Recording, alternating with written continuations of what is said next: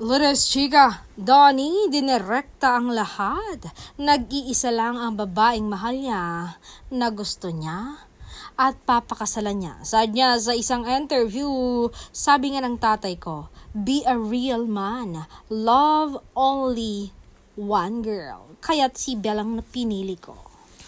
And fortunately, she's the only woman I have a soft spot for, and it's always been that way. Out of everyone, it's her I chose. Not sometimes, not occasionally, but every single time. So yes, it's her over anyone, without doubt, without hesitation, because my heart has already decided.